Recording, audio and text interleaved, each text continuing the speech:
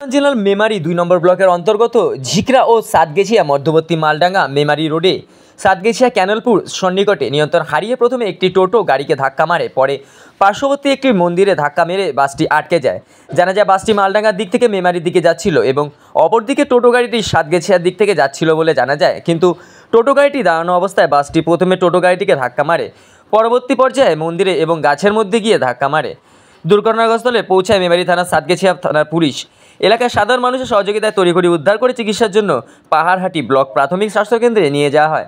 বাসযাত্রী ও টোটো চালক সহ আনুমানিক 25 জনকে প্রথমে পাহাড়হাটি ব্লক প্রাথমিক স্বাস্থ্যকেন্দ্রে চিকিৎসার জন্য নিয়ে আসা হয়।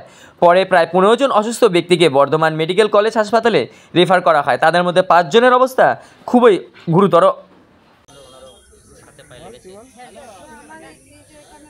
এখানে ডাক্তারবাবু কি বললেন আপনাকে? ডাক্তার বললো আপনাকে ঠিক আছে, পাহাড়হাটি হসপিটাল থেকে।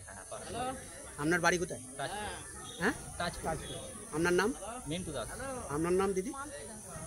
এখন বাড়ি যাচ্ছেন তাই তো? এখন বাড়ি যাচ্ছে। আপনার বাড়ির লোকজন এসছে? হ্যাঁ, বাড়ি যাচ্ছে। ঠিক আছে মা।